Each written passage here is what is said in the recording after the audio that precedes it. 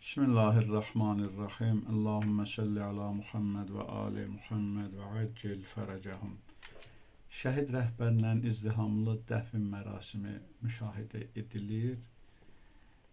Bildiyiniz kimi İslam inqilabının ali dini lideri Ayətullah Üzma Seyyid Əli Hüseyni Xamneyi cənabları fevral ayının 28-i 2026-cı il tarixdə dünyanın ən rəzil, ən alçaq, ən əxlaqsız qövmü tərəfindən, Epstein koalisiyası tərəfindən şəhadət məqamına yüksəldi. Bəzi təhlükəsizlik səbəbinə görə şəhid rəhbərin cənazəsi iyul ayının 9-da müqəddəs Məşhəd şəhərində torpağa tapşırılacaq, dəfn ediləcək. Allah məqamını ali etsin. Amma bu ayın 3-dən etibarən Tehranda, Qumda, Kərbəla Necəf şəhərlərində və Məşhəd şəhərində vida mərasimləri təşkil olunur. Bu vida mərasimi dünyada ilk olacaq.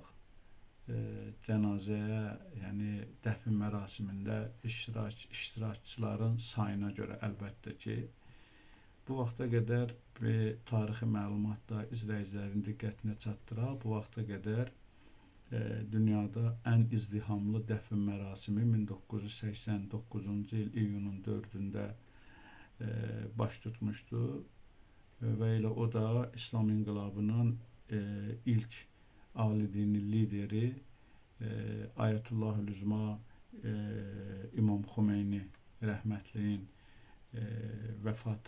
vəfatında toplaşan insanların sayı ilə hesablanırdı. Təqribən 10 milyon insan dəfn mərasiminə qatılmışdı və indi isə biz şəhid rəhbərin dəfninə toplaşan, daha doğrusu vida mərasiminə toplaşan insanların bu günə qədər deməli Tehranda keçirilən mərasimlərdə təqribən 30 milyon insanın toplaşdığını müşahidə edirik. Bu həqiqətən böyük bir izdihamdır, böyük bir göstərişdir, həm də böyük bir minnətdarlıqdır, vəfa minnətdarlığıdır. Və bu eyni zamanda İslam inqilabının şəhid rəhbəri haqqında bu vaxta qədər düşmənin səsləndirdiyi batil, əsassız, yalan informasiyaların bir mənalı olaraq təkzibidir. Şəhid rəhbər haqqında deməli çox uyğunsuz, münasibətsiz ifadələr işlənilirdi. Xüsusən Epstein koalisiyası bunu məqsədli şəkildə tirajlayırdı.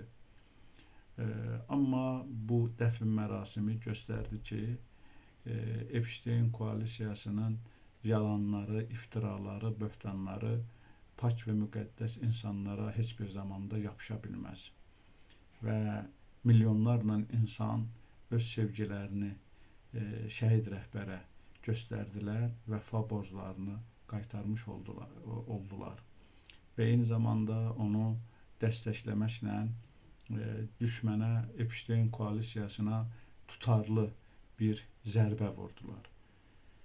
Mən əslində izləyicilərlə bu hissi bölüşmək istəyirəm ki, şəhid rəhbərlə eyni dövrdə yaşadığım üçün, onun müasiri olduğum üçün, ona rəhbərim deyə bildiyim üçün, onun yolunu izlədiyim üçün çox xoşbəxtəm və özümü şanslı insan hesab edirəm. Çünki şəhid rəhbər şiənin izzətini elə bir səmaya, elə bir fəzaya daha doğrusu qaldırdı ki, bu günə qədər şiənin izzəti o qədər deməli pərvazlanmamışdı, o qədər yüksəlməmişdi. Bu əlbəttə ki, şəhid rəhbərin əməyinin nəticəsidir ki, bugün dünyanın super gücləri hesab olunan dövlətlər İslam inqilabının qarşısında faktiki olaraq diz üstündədirlər.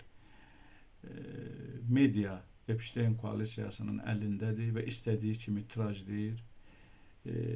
Böyük pullar bunların əlindədir. İstədikləri adamlara istədikləri sözü dedizdirirlər. Amma bunların heç biri bu günün həqiqətini dəyişə bilməz. Bu günün həqiqəti bundan ibarətdir ki, dünyanın super gücləri İslam inqilabının qarşısında diz üstədilər və biz inanırıq, ümid edirik ki, tezliklə bunlar qarınları üstə olacaqlar İslam inqilabının qarşısında. Artıq proses o həddə gəlib çatıb. Əlbəttə ki, bu vida mərasimi ilə bağlı mən izləyirəm, çoxlu danışırlar, fikir bildirirlər, təhlillər edirlər. Amma mən düşünürəm ki, vida mərasimi İslamın Şiə məzhəbinin izzətinin göstəricisidir. Şiə məktəbinin yenilməz olduğunu göstərir və bu məktəbin azlıqda olmasına baxmayaraq dünyanın bütün güclərinin qarşısında səbirlə, mətanətlə dirəniş göstərdiyini və qalib olduğunu açıq şəkildə göstərir.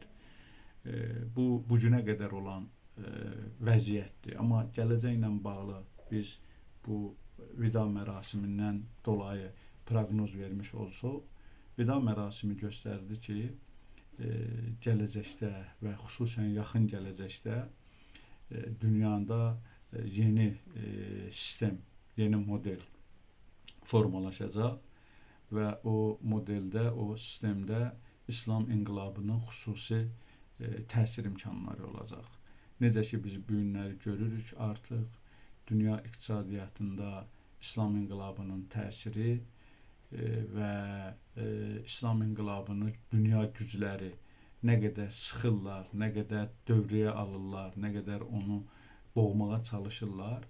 İslam inqilabının da o potensialı var ki, bu sıxıntılar qarşısında, bu blokadalar, sanksiyalar qarşısında özünü müdafiə etsin heç, hətta hücuma da keçsin, hətta düşmən mövqelərini deməli işğalda etsin, düşmən mövqelərini daha doğrusu ələ də keçirsin.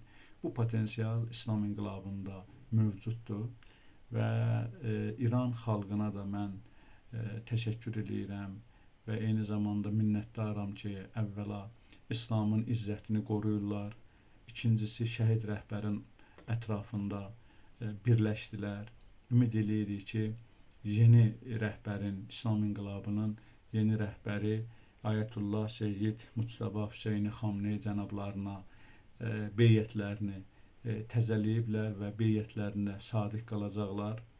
Bu həm də bugün Şiə məktəbinin izzətini biz izzətindən danışırıqsa, İran xalqının fədakarlığını, isarını da xüsusi qeyd etməliyik.